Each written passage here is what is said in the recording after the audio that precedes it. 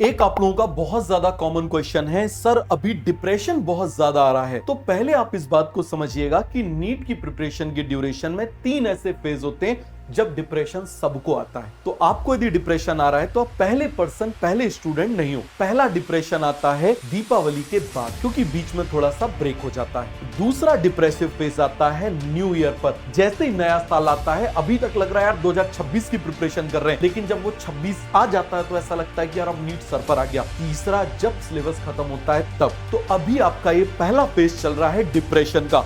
कौन सा? दिवाली के बाद वाला। तो इस ड्यूरेशन में आपको क्या करना है जिससे आप ओवरकम कर जाओ? तो पहला आप इस बात को समझो, विश्वास मानना हर स्टूडेंट इस फेज से गुजरता है जिसको डिप्रेशन आता है।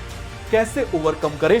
और बच्चे क्या करते हैं इस समय और ज्यादा गड़बड़ियां कर देते हैं कि यार चलो 10 दिन का ब्रेक हो गया, अब हम क्या करते हैं और दिन में ज्यादा लेक्चर्स करने लगते हैं। तो और ज्यादा डिप्रेशन आता है क्योंकि उनके करंट टॉपिक छूट जाते हैं। आप इस बात को समझना, दिवाली के बाद में हर इंस्टीट्यूट में बहुत स्पीड में सिलेबस चलता है, चाहे कोई भी इंस्टीट्यूट हो, बहुत स्पीड में सिलेबस चलता है। तो इस ड्यूरेशन में आप अपना सारा का सारा फोकस करंट टॉपिक्स पे रखिए।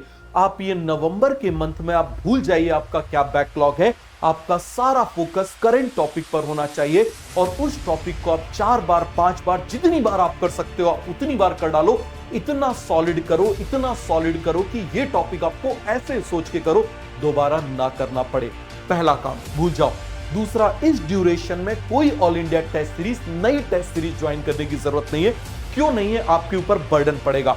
अभी सिलेबस क्लासेस में फास्ट चल रहा है, हर इंस्टीट्यूट में फास्ट चल रहा है। अब आपने क्या किया, कोई ऑल इंडिया टेस्ट सीरीज उठा ली। अब वो ऑल इंडिया टेस्ट सीरीज आपको उन टॉपिक से क्वेश्चन देगी जनरली या तो आपके इंस्टीट्यूट में नहीं हुए, और यदि हो गए हैं तो पता चले वो जुलाई में हुए थे। तो अब आप इस बीच में उलझ जाओगे, वो पढ़ूं कि ये पढ़ूं, वो पढ़ूं कि ये पढ़ूं, और इस चक्कर में आप दोनों में गड़बड़ कर दोगे, दोनों की दोनों आपके बर्बाद हो जाएंगे। तो एक चीज पर फोकस करो इस समय। समझ में आ गया? और तीसरा जो आपको काम करना है, हाफ एन आवर आपको सनलाइट में बैठना है। ठंड शुरू हो गई है, आप हाफ एन आवर सनलाइट में बैठ जाओ, बहुत ज्यादा अच्छा रहेगा।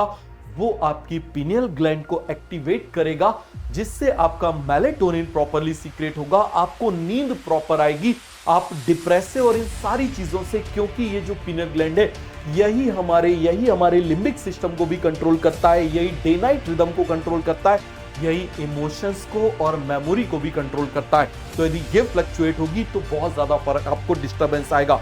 तो तीसरा काम, आपको सनलाइट में बैठना है और अपने सोने का, उठने का और खाने का टाइम फिक्स कर लेना है।